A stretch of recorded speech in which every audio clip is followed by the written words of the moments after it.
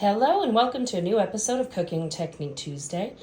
Today we're talking about flavor. So I'm going to go over just some of my favorite ways to enhance flavor since that's what we are talking about this week. So here I've got some oak smoked salt. Say that 10 times fast. So I actually got this at IKEA and it has a really great like smokiness to it.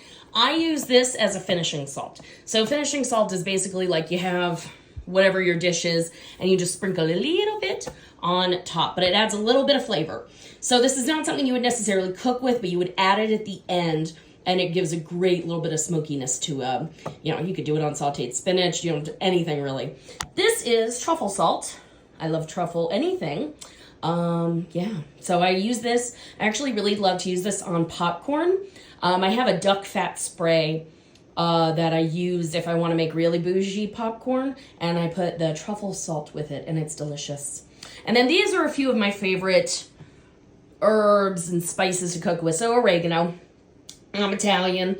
I do usually prefer dried oregano. So when I'm making my pasta sauce, I use dried oregano and fresh basil. So oregano has a lot of flavor to it, and little goes a long way. Now with dried herbs, you always want to add them in early in a recipe and fresh herbs at the end, because the fresh herbs will lose their flavor for a little while after cooking.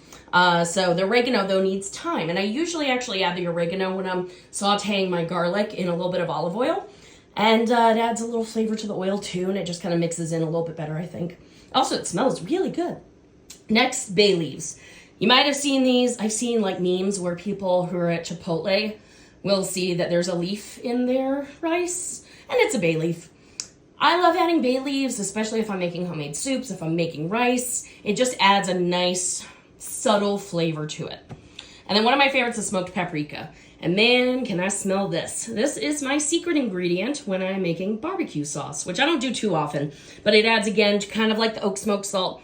It adds a little bit of a smokiness to it. Not really hot, or spicy, I should say. That's more cayenne, but smoked paprika just has a great flavor to it. So there's lots of different ways you can use it. This is one I actually got in Ireland, and it is amazing. All right, next up, lavender. So I know you might be thinking, but that's a flower. Yes, I love using lavender in both desserts, but also savory. So like herbes de Provence, that has lavender in it. And you see this lemon right here? One of my favorite things to do with chicken breast is let it marinate in some lemon juice and a little bit of a little bit of dried lavender. And it just adds a nice subtle floralness to any dish, really.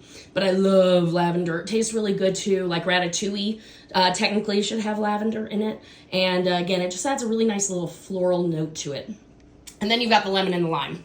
So I always try to keep, especially lemons, but limes also on hand, because sometimes when a dish is missing something, it's not necessarily salt, it's not necessarily spices. What you're missing is acidity. So vinegars work well too, but I always like to keep lemons and limes in my fridge. Just because I don't know exactly when I'm going to use them, but I know I'm going to use them. So this is just a little bit about some flavors that I like to utilize, add in without adding any points. So there we go. Those are my spices.